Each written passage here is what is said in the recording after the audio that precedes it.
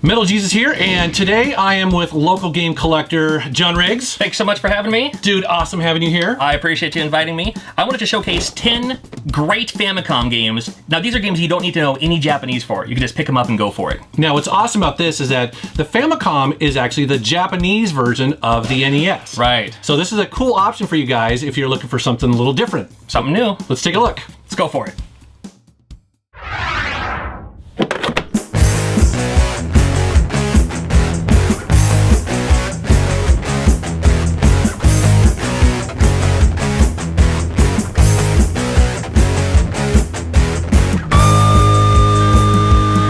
All right, dude, so what'd you bring for me here? I have a plethora. I know. If you will. I'm so excited because I don't know that much about Famicom collecting, so I'm here learning just as you guys are. So. Okay, I want to start right off with this guy here, Kid Dracula. Oh, I've heard of this. Okay. Now, this is available for the Game Boy in America. In Japan, it came out for the Famicom, Kid Dracula, or Boku no Dracula-kun, whatever it's called in Japan. Now you're just showing off. This is the Castlevania game. But it's not Castlevania, it's like a cartoony Castlevania game. What I love about it is the very first level is the entire Castlevania map. Like the whole game of Castlevania is the full first level. You find the final boss and you're like, oh, that's why they didn't bring it out in America. Oh, really? There's a little racial risk. Oh, really? I don't know. There's interesting footage that you may or may not want to showcase. Okay, we'll pixelate it. Okay, sounds good. Very cool cover, though. Look at that. That's very awesome. Cool cover. Cartoony action platformer.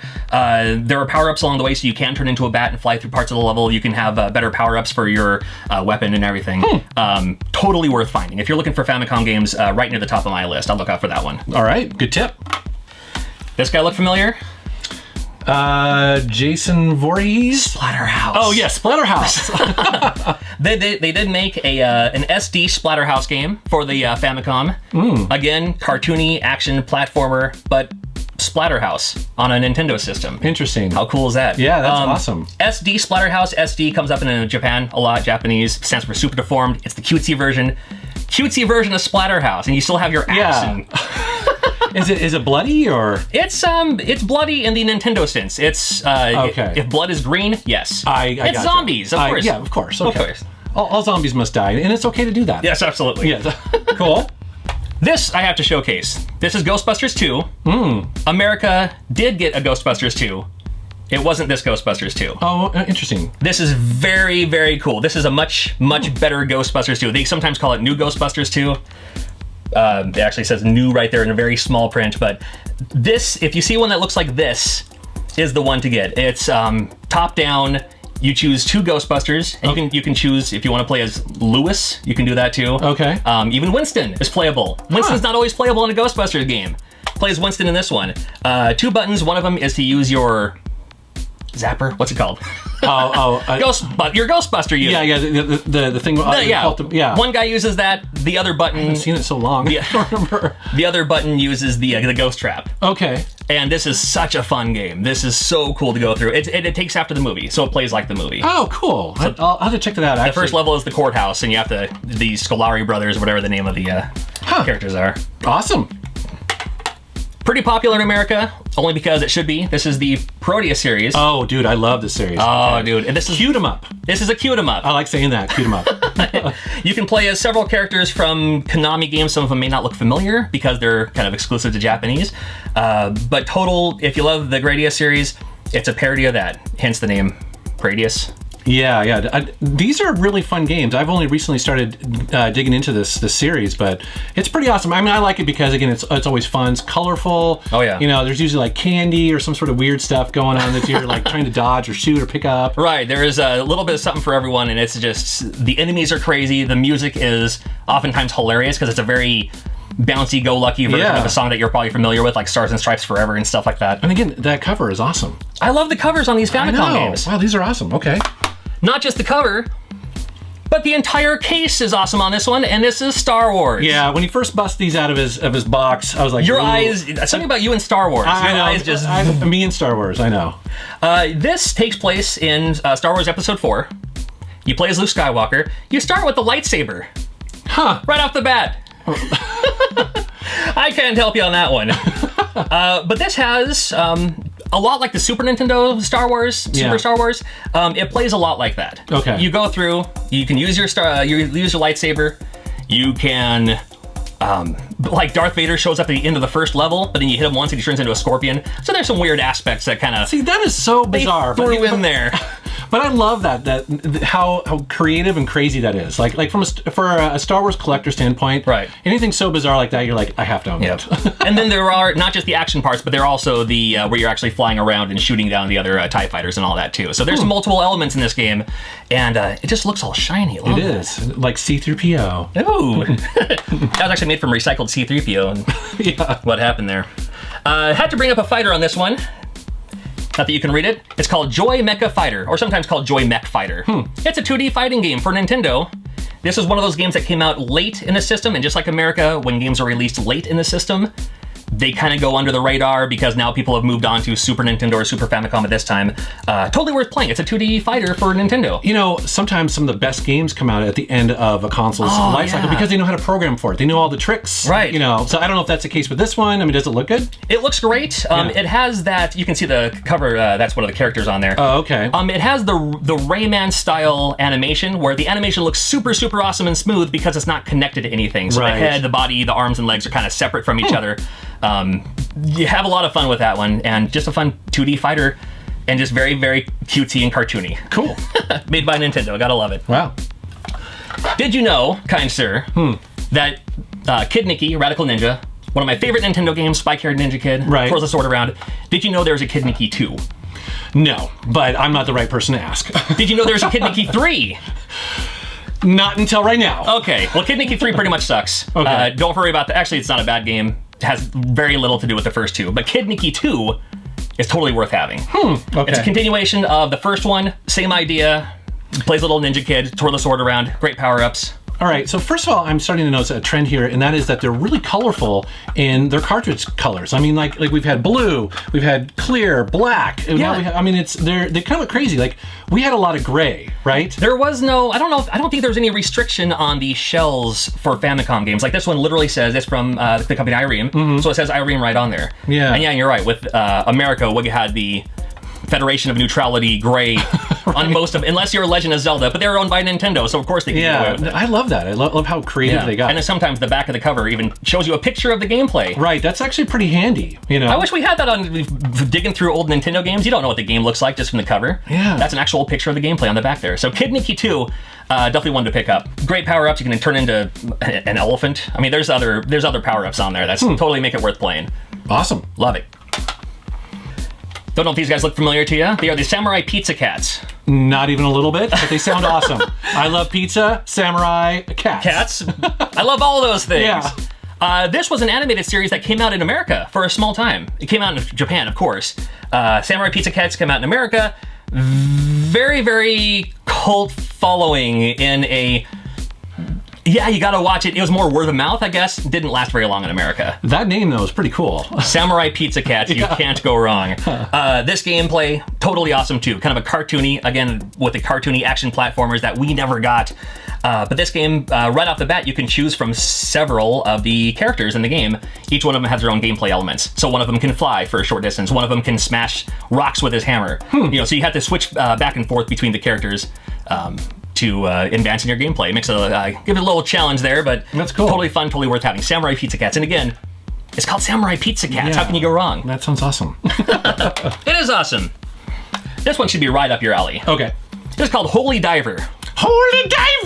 Yeah! If you read the instruction manual translated, it even talks about the legend of the Holy Diver, and like, you know, in the year of 666, they actually mentioned like Ozzy and Randy and Zach. And it's like, of course they're talking about Dio, right? Ozzy and Randy and Zach, and yeah, the Dio. You could look it up or Google it or something. It's pretty hilarious. I want to see the cover.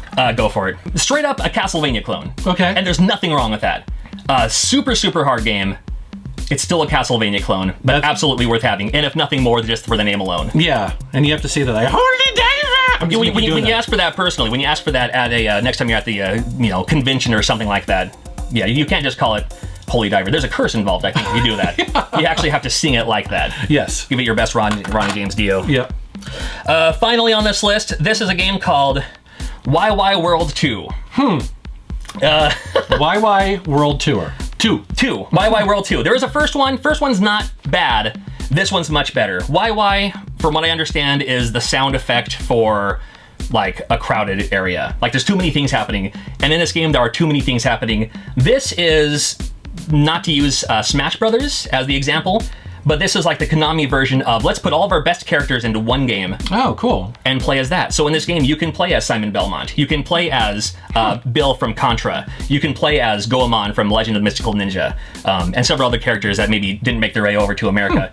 And then each level of the game is a different level inspired by those games. So there's a Castlevania level. This sounds awesome. There's a Gradius level. There is a a mystical ninja type level. Wow. There's a Twin Bee level. I mean, so there's all these different elements and all these different gameplay, and it's all in one game called Wai Wai World 2. Wow. And it's so worth. Even the password screen, the password menu is taken from the game, the puzzle game Korth. Where you have to like shoot the blocks up in the thing. You actually have to play that as your password too. Wow, when you save your game. But that one is absolutely worth checking out. Dude. Just if no more, just to see what's going to happen next. That is awesome. All right, dude. Well, that's an awesome list. Oh, so yeah. I have a couple questions for you here. I mean, how do I play these things, and are there things to look out for collecting them? Oh, absolutely. To play them, that's the important part. Right. Retron 5. Yep, that's what I have, and I love it. And that works all right. Several people have one too. If you don't have one, you can look out for one of these. It's called a honeybee converter. Smaller on top, bigger on bottom. Now, is this a third party, or does this come from Japan, or what is that? This is a third party, even though it has like the Hudson Bee on there. Okay. Oddly enough, you put it in backwards. So you put it in like that, and the pull tab, either you're using a top loader, good to go. If you're using the old toaster model, that's why it has the kind of like the AA battery. I got you here. Hold it there, so you can pop it in, pull it back out. So this works really well. That's the one that people are after. I'm a little embarrassed to show this. I made this because I wanted to play Famicom games so bad. This came from a Gyromite game. So what do you mean you made that? I made it as in, I didn't literally make this or anything like that. You pulled it out of... This is a, some of the early some of the early Nintendo games had converters in them. Because I've heard of this. They wanted to launch them for that quick Christmas release. So Famicom games like Gyromite. This one came from a Gyromite game. From what I understand, like Excite Bike, there's a whole list of them. Okay, so those original early NES games had Famicom converters in there. Right, because they wanted to release them to America as quickly as possible. I see. So this one came out of there. Explains why the original NES cartridges were so big, because they had to fit that in there. Some of them could, yes. I mean, originally. Oh, yeah, absolutely. I'm just guessing, but okay. And then some of the later release games actually use up enough circuit board that it does fill that whole section there. Interesting. But this came out of there, but because it was just the chip and not the cartridge, I had to melt down the sides and everything so it would fit. So, yes, it works. I wouldn't recommend doing this. Okay. But it works. Yeah, well, that's all it's important, really. I still wouldn't recommend it, but it does work. If worst case scenario, I've used this for many, many years, actually. So we talked about the Famicom games and how they're different colors and they got different labels and stuff like that. But you brought some really interesting things here. This one had to showcase this. This is a pretty cool game. It's called Magical John. It came out in America under the name Totally Rad. So you like a game called Magical John? Yes. Interesting. Might be rigged, I don't know. But this game itself comes with its own slipcover. How cool is that? That's cool. And good to know if you're going after, if you care about that sort of stuff, right? If you see it and you'd be like, no, that's supposed to have a slipcover. Yeah, or if you look at Famicom games for the first time, you're like, well, these are all bootlegs. I've never seen games that look like this. And that's not the case for these. Yeah, that's true, actually. A lot. So I have some of these, but they're all the bootlegs because there's so many bootlegs. But it's hard to sort of tell, right? Because it really is hard to tell. Yeah. Right? So what is this? This is, it's another thing to look out for, especially when you're looking for Famicom games. This one's actually CIB. I'll pull it out for you. They're just so cute. Even the boxes are all cute and everything. The instruction manual, super tiny. This game is called Final Mission. I scored it for I think I got it for $5 or $10, something like that, CIB. This game came out in America under the name Scat. Oh, okay. So correct me if I'm wrong, but there were more releases in Japan than here, right? And for sure. And so often when they're going back and forth, they change names. Essentially, what you're getting at here. I think so. Yeah. A lot of times, and many of these games here, again, you look at something like 1,000, over 1,500 games in Japan. Okay. America got 678 licensed Nintendo games. You figure most of those came out in Japan. Japan did not get the game tech like Jeopardy and stuff like that. So it's interesting though. So in Japan that was called Final Mission, and we got Scat. And we got. What are they trying to tell us? I don't know. But Wait a minute. it's weird that they changed a name like that because Scat is not a good name. That is a terrible. Well, they're telling us it stands for special Something cybernetic. Something or other. Yeah. No, we know what it really means. But I guess it's really important to know that when you're looking at games, that you do have to take into consideration. You have to go in the Wikipedia article or something like that and sort of like see. Right. What was it called in Japan? Yeah, just in case, because some of them, like this one, Final Mission, Scat, Magical John.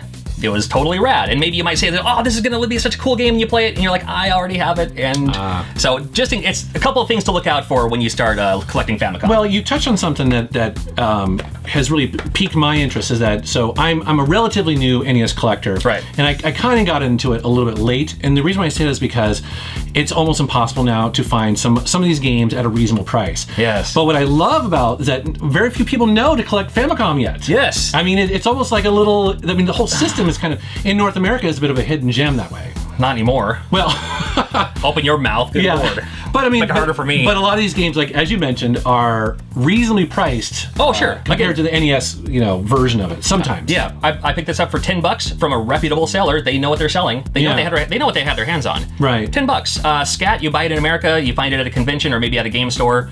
You're looking at $50, $60, $70. Really? So yeah, it's getting up there. So sometimes if you want to play. There's Little Samson under the name Little Lickle in Japan.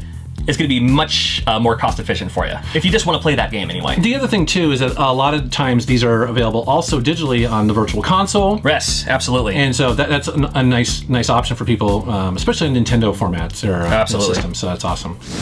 All right, dude. Awesome information. Thanks for coming on. Thanks for having me. Where can people find you? You can find me on Twitter and Instagram at John Blue Riggs, all one word. John the Color Blue Riggs. Awesome. All right, guys. We'd love to know what you guys think about collecting for the Famicom. Are there other games you would recommend that you don't necessarily need to know Japanese? We'd love to know down in the comments below. And I'm always looking for new Famicom games too, so if you have any great suggestions of maybe games that weren't covered in this video, absolutely tell me, because I want to find them out for myself. Yeah, me too. All right, guys. Thanks for watching my channel. Thanks for subscribing, and take care. You know what I hate? I hate it when I shoot an entire episode not realizing that I've got some dirt on my shirt. I am such a classy guy, aren't I? Man, I hate that. Why didn't somebody tell me? Maybe nobody will notice.